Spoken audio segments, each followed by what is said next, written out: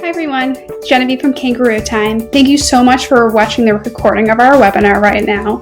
At Kangaroo Time, we create software for childcare centers. We're an all-in-one solution that helps centers grow their business, connect with their families, and effectively manage their staff members. Our software will help you automate your entire business, including payments, billing, check-in and check-out for children, keeping track of staff hours. We also do classroom automation, and this gives your teacher prompts while they're in the classroom to update parents on feedings, diaper changes, and developmental milestones. And it really hardwires the parents into the early education experience, and they get a beautiful feed of content right on their smartphones. So if you're looking for billing and a payment solution, a parent app, or staff scheduling, contact Kangaroo Time today. Thanks so much and enjoy the webinar.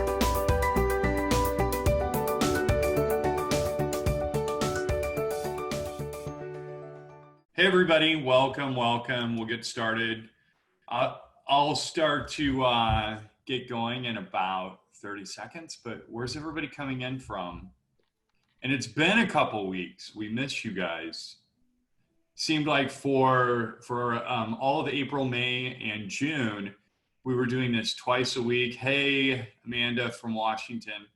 And now I think our cadence is about once a week. Genevieve, we've got some really special, not that this one isn't the most special, webinars coming up. Hey Rhonda, hey Garland, Texas. I used to live right over by Firewheel Golf Course in it's in Richardson/Garland. All right, well, welcome everybody. Ooh, Catalina Island, I can see you. I'm in Long Beach right now. So actually on the other side of my place, on a clear day, I can see you on Catalina Island. That's awesome.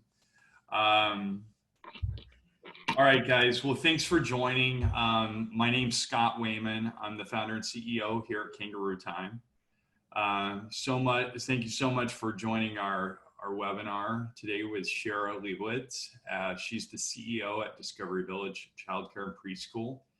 I'd like to share a little bit of information before we get started about Kangaroo Time. So we know we have a lot of people who are new to our webinars. We have hundreds of new folks that join and have joined throughout the journey of the webinar. So we create software. We're a software company.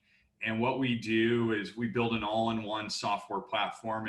And typically our customers will have tadpoles plus ProCare plus When I Work or Schedule. So we try to replace and unify all of those. And we, first and foremost, we are stewards to owners, directors, and those of you that are tirelessly out there building bodies, souls, and minds and have dedicated their lives to early education. And we are proud of that. So that's us. 8/19. So on August 19th, we'll have another webinar. So next Wednesday, it'll be with Beth Cannon. Beth is going to be discussing how to manage your staff during a complicated and challenging post-pandemic world. She's going to share strategies for coping with different personality types that you may encounter with your staff, so you don't want to miss it. We'll share the registration link in the chat. So Genevieve, drop that bomb in chat right now if you can. So back to school resources for all of y'all that are looking to improve your childcare center for the back to school season. We have some great resources on our blog. So please go to our blog. It's kangarootime.com/blog. It's a tough one. And now we've actually added a few tools. If you subscribe to our blog and opt in, you'll get the little Chrome reminders for when we do drop something new on the blog, which is awesome. We just dropped something a few minutes ago, I think, the Child Care Center's Owner's Guide to Billing and Payments. Marissa just dropped that a few minutes ago. We have all kinds of content on there, so we would love for you to subscribe to the blog. Also, if you could share So anybody out there that you're networking with, we encourage you to share our resources with your teams, with the people you network with, invite them to the upcoming webinars, have them subscribe. Again, this has been a big part of our mission. We are not here to sell you anything, though we'd love to partner with you. We felt that our efforts were best spent in advocacy and creating a stronger domain, a stronger vertical to help serve the families that you serve and in the industry overall. So a few announcements, certificates. Anybody here will be getting a certificate for the great education that you'll be getting by the nuggets that Shira will be doling out. If you have any questions, check the Zoom control panel and pop those into Q&A. So we have kind of two stream of consciousness kind of activities. First of all, you have chat. Feel free to chat. Give Shira some encouragement. Give her an amen when she deserves it, as she'll be dropping, or she'll deserve many. Also, it's great to see the chat and the confirmation. I think we all learn. But if it's an official question, Shira will cut her presentation at about 40 after, and then we will go into full Q&A answer mode. Your mic and cameras are off, so if any of you have seen that YouTube with the person that accidentally took their computer to the toilet and forgot to turn off their camera, it's not going to happen to you out there. We will be recording this, so if you need to jump off in the middle of this, you don't want to, but rest assured, we will be sending out the link to the YouTube video tomorrow. So about Shira, Shira's the CEO at Discovery Village Childcare and Preschool. It's located in Tarrytown, New York. She is a Ph.D. in education and is an experienced school leader.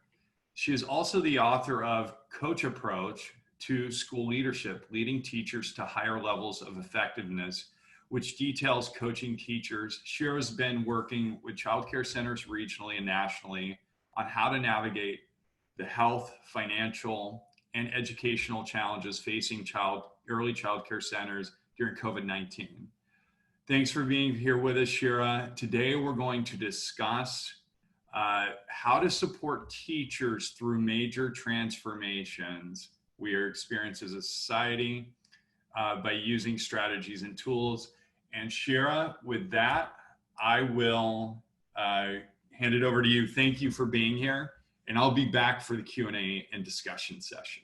All right, thank you, Scott.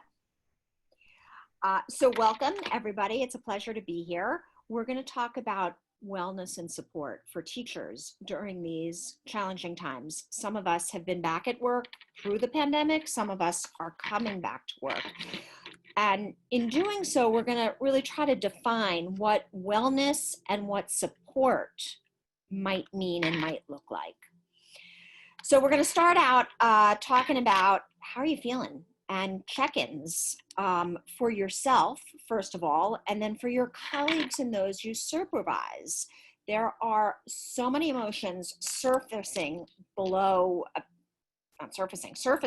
and below the surface that manifest themselves in all kinds of ways. So there's joyous feelings, being essential, making a difference, being energized, transforming the work we're doing. There's difficult emotions, terror at what might happen, overwhelm with the intensity of the work, and feeling pushed to the sidelines, oftentimes as early childhood educators, of not being recognized for the role that we're playing, and so many more. So when behaviors and situations emerge, they're often connected to emotions that you may or may not be owning. So to talk about support and to talk about wellness, I think it's important to start with a regular pause and reflection. How are you feeling? And when we've faced challenges, typically when we pause and reflect, we realize that we're feeling some difficult emotion. It's more than the typical emotions for many of us. And so when you see a educators and consultants falling back on the way we've always done things, I think that we're missing a whole dramatic piece of experience. So in addition to feeling, we always could have talked about the emotional, the social emotional, what we're feeling as adults, as kids. But through this whole pandemic and through protest and through all of the change and challenge in the world, I've had this strange sensation that I've spoken to people about of not only what I'm feeling, but who I'm feeling like. So for me, from the start, it's been almost like being a character in a historical fiction novel, being in this strange moment in history and having been assigned a role and having to figure out how to embrace it. We'll talk more about the feeling of being an immigrant in a new place, but the place is a place you've always been. So being an immigrant in a place that you've always been and yet is new, the place changed without you having left. And we'll talk about that more. Sense of being a time traveler, of just being in a strange and eerie time, and what does that mean? A survivor in this dystopian, strange world, or one of my favorites, an avatar in a video game with the masks and kind of jumping into an RPG game, not knowing yet what the rules of the game are, what the goals of the game are. So acknowledging that many of us are feeling this surreal, uncertain sense. Without leaving home, we were transported to a new reality. So from February to April, our worlds changed as if we were transported to an entirely new place. So I'm going to go for a few slides with that Wizard of Oz metaphor, because it helps me kind of gain a sense of what it is we're experiencing, and then how we might cope with it, and what support is. And for me, the core of support in these difficult months of transition is helping each other acclimate to this new reality. And so if we talk about support without owning the new reality, without understanding the new reality, I think we're missing the mark. So that's definition of support that I'm proposing, and we'll talk about a definition of wellness as well. There's no recipes for this, and I wish I could give you the 5 easy steps to help your staff navigate through, but those steps, they exist, but you're going to have to find them for your center, and it'll be different, or your school or your environment, wherever you are, what they are. We are in a reality that simply doing what we did before might work, but it's not going to propel us forward and give us the momentum that we really can have if we reflect further and deeper on what it is that we're experiencing. And while we don't have recipes, I do think that we have most of the resources, not all, but most of the resources and ingredients that we need. And by ingredients, I mean the gifts that lie within each of us. And so support is helping acclimate to a new reality. What we're going to use in finding that support, rather than any leadership technique per se, although you'll use many of them eclectically, or in a grounded way, depending on where you stand and what your center needs. But to really, support is helping each of your people look in and see the strengths within them and the different strengths that blend together, and to that, joining those different strengths of staff, of kids, there's going to be a tapestry woven that's greater than the sum of the parts. If support is helping acclimate to this new reality, wellness for me in these times is bringing out the best within us, within each of us. And wellness has become, in our center, a transcendent core value, which it wasn't before. It was important, but it wasn't core. And COVID has pushed us to think about wellness in terms of health, physical health, but much broader. And that includes the things that you would anticipate: nutrition, exercise, health protocol for sure, but it's more. And it's really about finding the best within and helping ourselves bring that best to our work during challenging times, and bringing that to kids and helping them bring out their best. So what wellness looks to you and what support looks to you will be different, and setting those goals in a deliberate way is going to help then chart the course to get there. So thinking about what wellness looks like, sounds like, feels like for your center and for you, and not only wanting to go back to what was. My initial reaction in the initial months was to wish we were where we had been. And then once we waded deeper and deeper into this new reality, we were able to say, maybe the other side of it can look different in a way that we're proud of. And we'll get to a place that we're crafting in a new and deliberate way. Leadership through this. I'm going to go back to the Wizard of Oz metaphor for a little bit. There's different types of leadership. You got the Dorothy, the Glinda, the Wizard, different styles. And now I'm going to go back to things I have taught in the past extensively, but that I think about differently from the experience of these past 3 months. So as Scott shared at the beginning, and I'm not staying late. So Scott shared at the beginning the book that I co-authored, The Coach Approach to School Leadership, looks at ways that school leaders, primarily principals, but directors of early childhood centers certainly as well, other leadership positions, can use the approaches of coaches, instructional coaches, but coaches more broadly, sports coaches, business coaches, to really support teachers to be successful. And within that model, we talk about a continuum of roles that leaders play, and you sway back and forth on that continuum as different needs and different situations demand.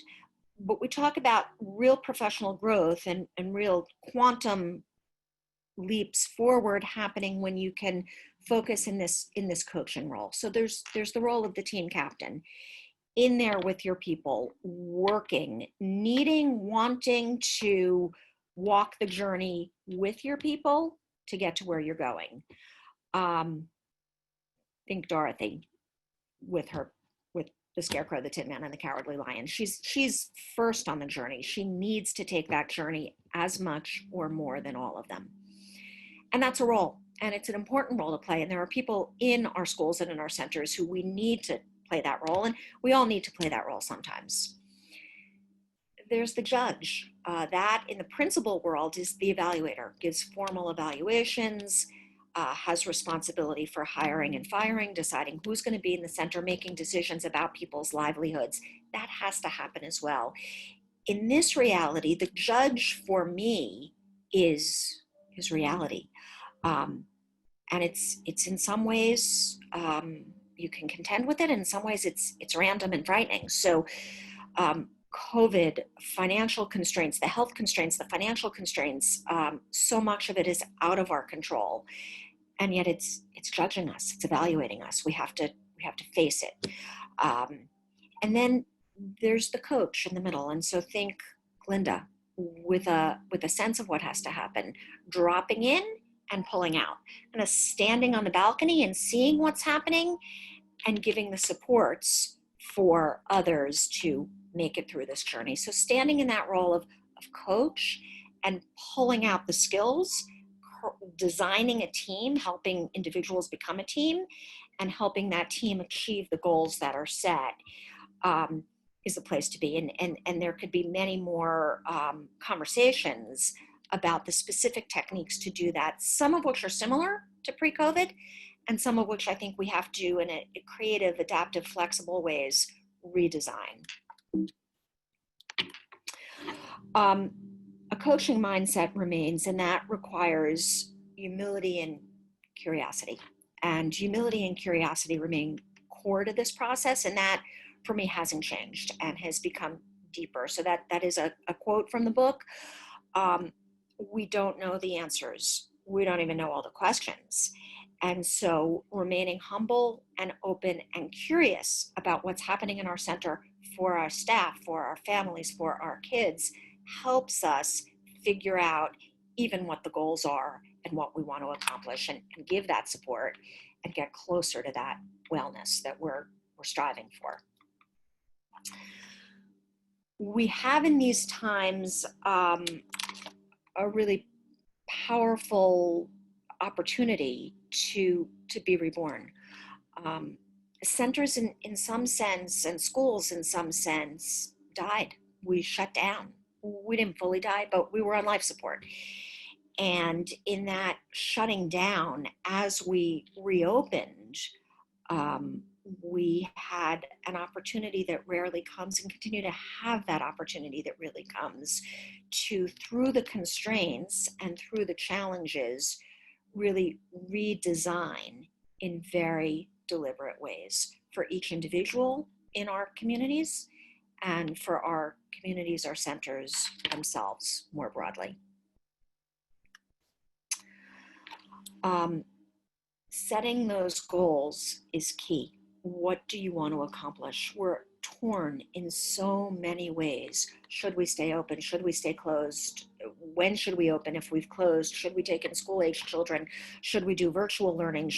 What should we be doing? And where are we strong? Where are we weak? Where do we need to improve? Where do we have trust with our constituents? Where don't we yet? And that process of goal setting is going to be key to finding the way forward, knowing where we want to get, or a sense of where we want to get. That keeps evolving and changing as well. But it's a painful process, and it's a process that requires humility, because we have to acknowledge that gap between where we are and where we aspire to be.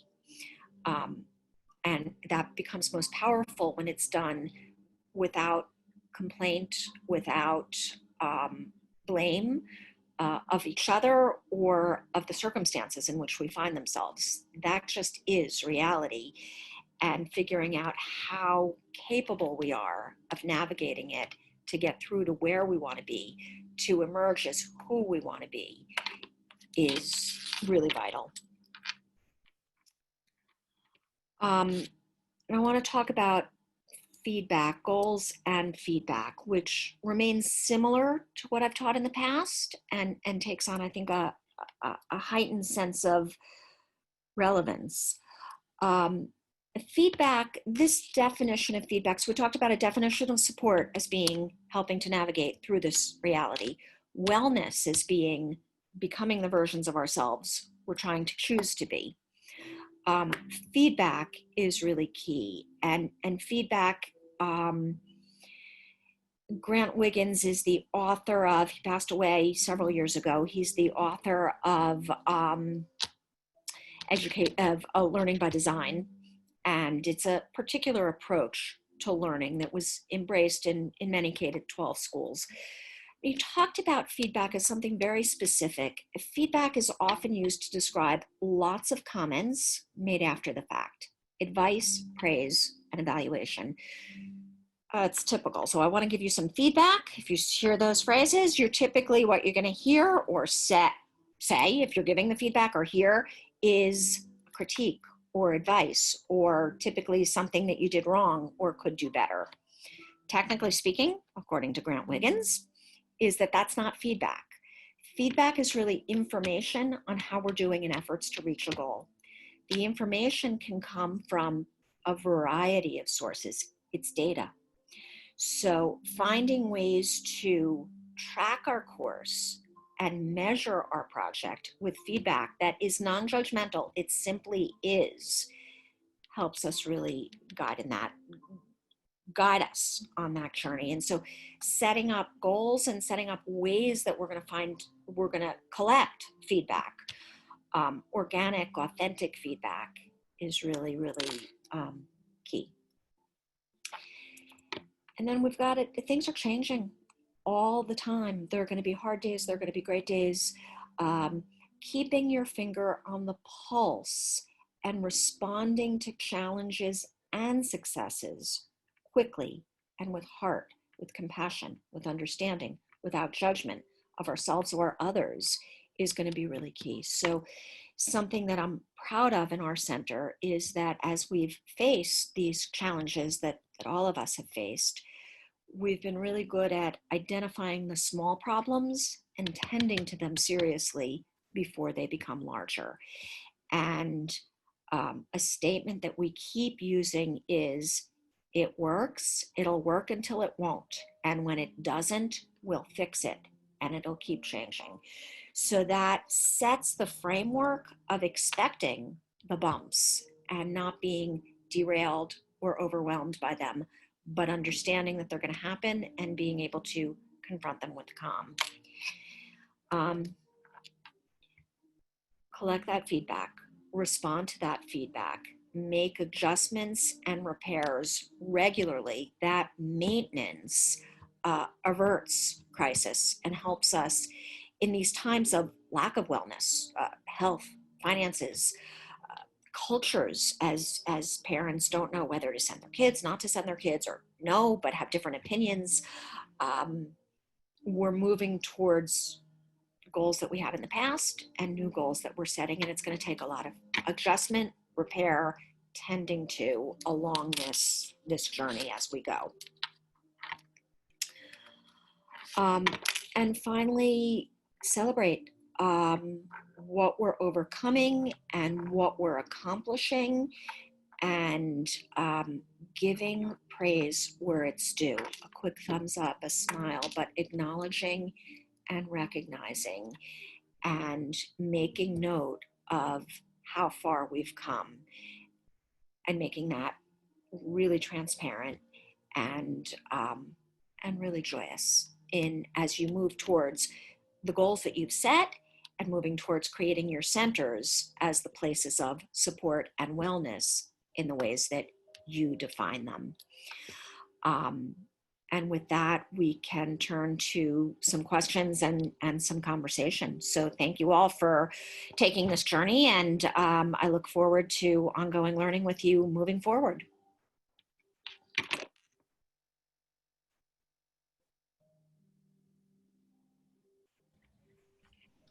Hey, Shira, great stuff. So throughout, in looking at the personas, where do you fit in? What is your hero archetype? I'm all over the place depending on the day. I started out as the character in the historical fiction novel, but more and more I'm seeing myself as the avatar in the video game. Yeah, I think we are living. We are living in kind of like these, as you said, like immigrants in a new universe, I think. Yeah, that one as well. And that one has helped me understand my teachers better, because this is a place, the center is a place they've been, they've known, they've loved, and they come back and so much is different and insecure. And so naming that immigrant one was also a powerful one. Naming that has helped just to give a context and to normalize that discomfort that we've all felt so frequently. Have you taken any big measures in regard to daily mental health check-ins with your staff? It's been really we've really focused on what we want the center to look and feel like. And so the last webinar I gave, or one of the last webinars I gave with you was Havens of Hope. That's been our statement, our model. We want when you walk into this place to feel calm and joy and acceptance, and to, as much as possible, shut out the outside world, not in shutting out what's happening in the world, being responsive, but in a way that's positive. So focusing on health in positive ways, focusing on race and inclusive and identity in positive ways. So the check-in is always, I'm looking for calm and laughter. So the check-ins are kind of very quick throughout the day. So calm, so beautiful in here. Look at these kids having so much fun. Or if it's not, it's feeling a little tense, let's talk about it. What's going on for you? So it's infused without being a big conversation, so that it becomes part of our routine. So we've got a question coming in from Ashley. I'm wondering about exactly that. How to engage staff in sharing more about how they are feeling, other than asking, "How are you feeling? Is everything okay?" They keep saying everything is okay, is good, but I'm worried that I'm not getting more feedback. Yeah, sure. I have like a armchair psychology background, but I do know that interaction and kind of like situational context. So again, talking through some of those cognitive scenarios, like are you feeling like an imposter in a faraway land? Tell me how that feels. How do you deal with that? For me and my wife's a nurse, and I feel like, guys, we're in a crazy upcoming mental health epidemic. Each of your staff, our healthcare workers that live in this intense world, with all this feedback. We take an hour and a half walk every night. Like we infuse that into our schedule because she needs that. She's at work every day. I think, you know, if you set your schedule around, and I'll share my screen in a moment, but if you put placeholders into the active day, this is when you go and you walk with this teammate and you guys talk about this topic, and I'd like you to brainstorm on solutions here. I think there are places where you almost have to shoehorn in those kind of like those mental health exercises to get people churning through and working through what's going on.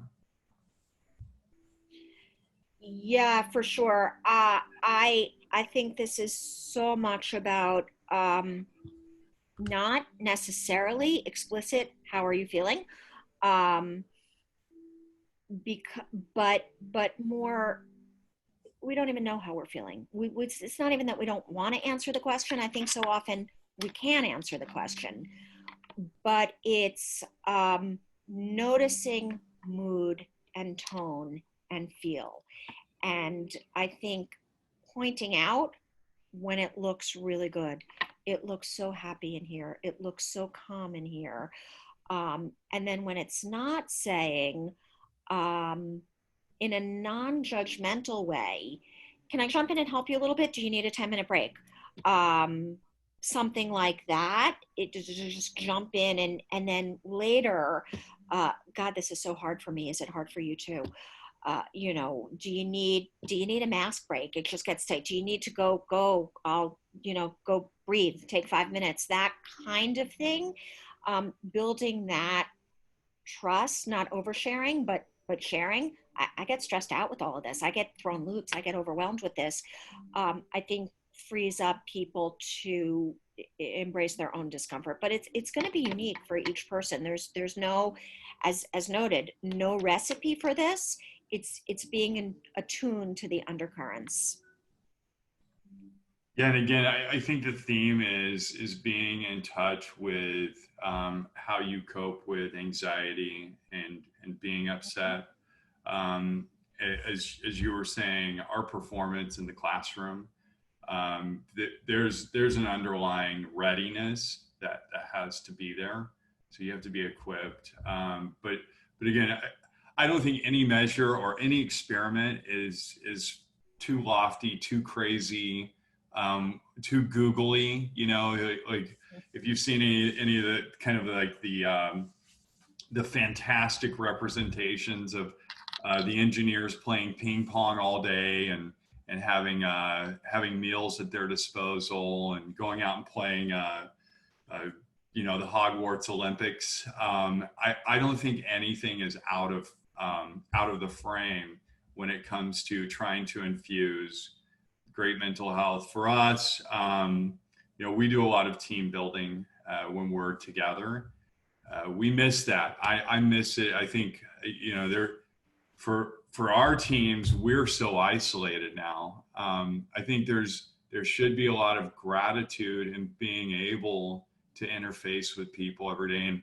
And my goodness, I am so happy when I do get to interact with people, even if it's with a mask on and from 6 feet away. Um, so Shira, have you guys, can you kind of give me what the new normal is at your center and how that's affecting relationships with your families and your parents? Sure. We've been open through the pandemic. We closed for only 8 days, the very end of March. Um, so I'm grateful for many reasons that we did. One, because the essential workers we were serving at that point had no place else for their kids to be. But beyond that, enabled us to really get a jump start on implementing health and safety protocols so that we feel um, pretty comfortable with what we're doing right now. It's probably not different than what anybody else is doing because we took the same guidelines. But we've been able to implement them in really playful ways. So they're the undercurrent of life. They're present all the time, but they become an undercurrent. And so there's more focus on what can we do, what we were able to do to take the silver linings in all of this challenge with much lower enrollment. And so we were able to redesign routines, programs, approaches to give faculty members here leadership roles in areas of interest to them to build out the program in and make their mark in the ways that they want to contribute. So what I'm so proud of is that walking in here, you don't feel like you're in a COVID world. Yes, we take your temperature when you walk in and ask the 5 questions we're required to ask on, do you have COVID? Were you exposed to COVID? And yes, we're wearing masks, the adults, not the kids. And yes, we're washing our hands continuously and disinfecting continuously. But it's become routinized and almost the rhythm and the melody that marks our days in a way that's helped us to think about hygiene and wellness as core to who we are, but background, something that happens without us so much thinking about anymore. And that's been really a blessing. And it, you know, I definitely hear in conversations with educators the vast difference between people who have been open and have been able to create those routines and that rhythm and are living with this reality in a way that's become normal. And those who aren't back yet, and that fear, and I remember that fear, I remember that panic, I see where they're coming from. And I just keep feeling like I wish I could invite people in to the center, even through video, to just say, look at it, it's okay, you'll be okay, we can do this. Yeah. So I think one of the themes of what we're talking about is staying connected, right? And this is another thing I want to acknowledge. So being married to a nurse, we live in a high-rise building. So to get access to our home, you have to ride an elevator. You should see the fear in people's eyes when I'm walking with my wife and they see her in scrubs midday, and the acknowledgement of, oh, this is somebody that's probably working in a dangerous domain, and I don't like this. I don't like interacting. And we've heard comments from our teachers and our owners, people, you know, friends, families saying, hey, people feel uneasy about us because we work in this petri dish with children, and oh, you know, and then not knowing what the media says, regardless, or not knowing what the media is saying versus what the clinical professionals are saying about children spreading or not spreading. Regardless, though, of what you think of infectious disease and how that's transferred, our people, you know, the people we work with, are dealing with a very fearful stigma. So talking about it, really acknowledging that anxiety is massive. We have to, as shepherds in our domain, as people that take care of people, the workers in the domain. Yeah, something that's been very much on my mind is trying to set expectations so that there isn't shame or blame or stigma if somebody does get sick, because it's just so easy to get sick. So setting the expectations that we adhere to protocol as vigorously as we possibly can, but that doesn't make us immune. And I had a child come in the other day, and he had been out one day, and I said, "Oh, I missed you yesterday." And he said, "Yeah, I was sick." And his mom quickly said, "No, you weren't sick. You had allergies." So I smiled and said, "It's okay. We're taking his temperature every day." So she said, "Yeah, he was so scared because if he says he's sick, people will think he has COVID, and then people won't want to be near him." Um, and the kid was totally fine. The kid said, "Yeah, I was sick yesterday. I'm back." And when his mom said that, he said, "No, I wasn't sick. I had allergies." So we're really trying to just say, this is the reality we live in. We'll take care of each other, and we'll stand beside each other, and we'll act with fairness and with integrity if it happens, and with love and respect. So we're trying to keep that respect and that dignity for everybody. Sure. How have you been with being contactless? What are the steps that you've taken to be safe from a technology perspective?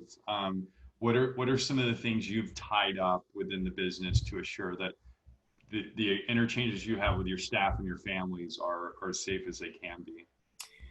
Um, so there are areas of vulnerability. We have through Kangaroo Time and Keezy Lock virtual entry, parents have access to the center through an app. So it's their phone, only they touch it. They do touch the door when they open the door. We have hand sanitizer when they walk right in. So we ask them to, right. So they take their temperature, they sanitize their hands. I don't have that piece of entry entirely flawless. We have a thermometer out. Either we take their temperature or they take their temperature. We ask that they sanitize their hands before and after, and we sanitize the thermometer. There is a pen there where they then answer the questions New York State asks them, essentially documenting that they weren't exposed to COVID, and recording their temperature. There's a pen. If any of them wanted to use their own pen and not touch our pen, they could. Honestly, none of them do. And there's, again, hand sanitizer. So they sanitize their hands before or after the pen. In all honesty, not all our parents are that careful anymore. And we'll walk back and sanitize the thermometer and the pen in between. We do the best we can and acknowledge that it's not totally perfect. Absolutely. And Shira, you'll be using a new modality for checking in children, right? Yes. So we do the health checks in the classroom. We record their temperature every day, which is really helpful. So we had a child this week who was running, when she came in, 99.5, it went up to 99.7. At 100, we would send kids home. We sent her home because it was going up, because we could see that she's typically around 98, so it's not somebody who typically runs high. But we're really excited about the Kangaroo new health check-in, so that's awesome. And we'll be starting using that probably this week or next week. Awesome. Yeah, it's a new feature. We were able to get it out, and we've gotten a lot of great feedback. In fact, I'll show it here. I'm going to share my screen. You want to unshare your screen? Yep, sure. Yeah, I'll just show it real quick. And I just wanted to, I rarely show product, but I think, as we were thinking through this product, the first thing that we said as a product team was, okay, this has to be contextual. We've seen, Shira, you have the sheets up front with the questions. If somebody asks or answers yes to a question, that's a red flag. That context is it has to, somebody has to actively lean into it. So when, like Shira said, at her school, when somebody gets to the door, instead of having to press a code or buzz in, they touch the back of their phone with the Kangaroo Time app to the door reader. it opens the door automatically. And then that opens up the check-in, check-out screen for the parents on the mobile app. And sorry, I didn't set that up because it's really cool to see. So that entire process is touchless.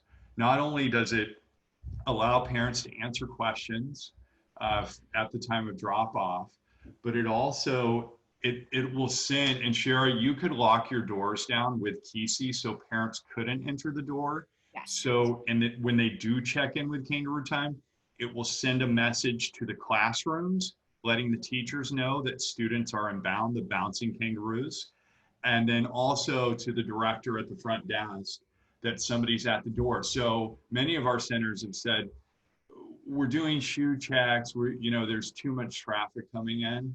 So we'd like to mitigate any parents coming in the door. And then when they do come in the door, again, we have the health check screen here. So the teacher or the director or whoever addresses the child can take a quick temperature. And if it's 100 degrees, if it's higher, if it's not normal, if the child has a runny nose or a few symptoms, you can quickly intake that information. And again, it's contextual. It's not going on a piece of paper that never has any life. It's sending out alert logic. So it's letting the director know that we have a problem and that there's resolution that's needed. You can see here, we've got all the behaviors, child's except, crying. So this child would never be let into the classroom, right? And you can see that I'm getting notifications, and the logic's persistent. It's not going to let me go through my daily activities without really bombarding me with having to address a problem. So we know that there's a health check that is not normal here. And Shira, I know, we've talked about your workflows, but you as an owner / operator, you need those tools that keep you in context at all times. So being able to see the screen, what's going on. This was another thing. We wanted this to be very visual and quick to resolve. So if the child does have an issue, you can pull up their profile, call the parent, see what's going on, or just know that it is documented and that there is a chain of custody here. And then within the chain of custody, anybody that the child's been in a room with, any staff, any teacher, you can go right to our report, and there's a child tracking report, which will give you every single interaction, every single movement inside your center that child's had. So if we know that a child can be non-symptomatic for up to 7 days prior, we have all the information here in Kangaroo Time. So again, you guys have such a job that requires so many resources and so much self-awareness to be there for your people. It's just great when you have the automation and the tools to do that. All right, any other questions?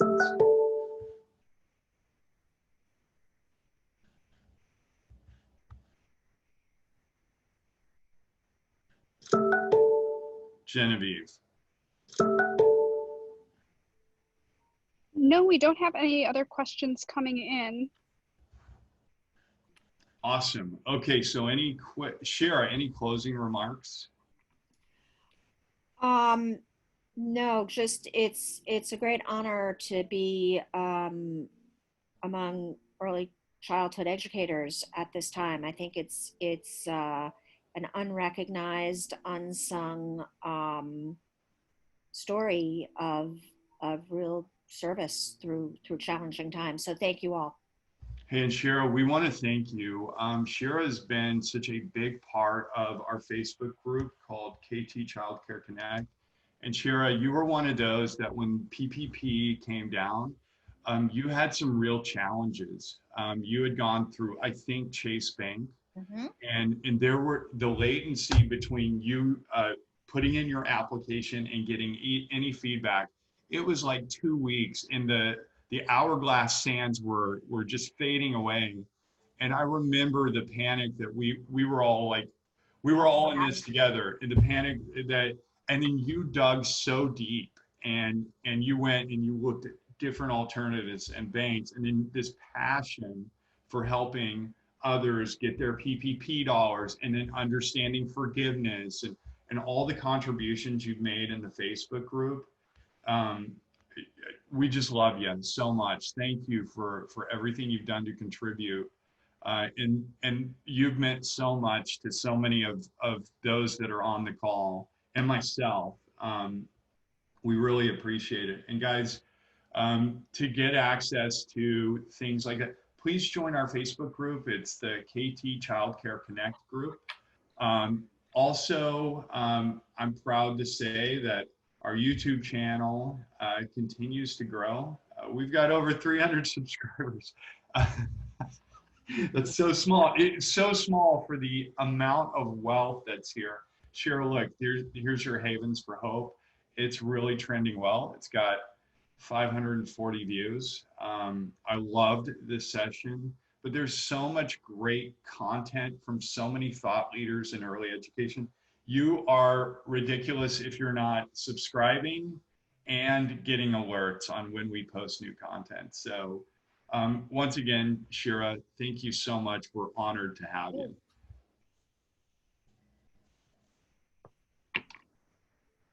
All right, Genevieve, the next webinar is on August 19th. Yep, our next webinar, we have Beth Cannon coming back. So those of you who have been attending a lot of our webinars might remember that we had Beth join us back in May. So she'll be joining us again, talking about different personality types, continuing our theme for this month about staff management and adjusting to the new normal. So check that out. And then we have a lot more information coming up next month as well. And we have lots of blog posts. So check your email for all of those blog posts that are coming up too. Awesome, everybody. Stay well, stay safe. Please reach out to us with any suggestions on content and let us know if we can help you in any way. Thanks, everybody. Thank you.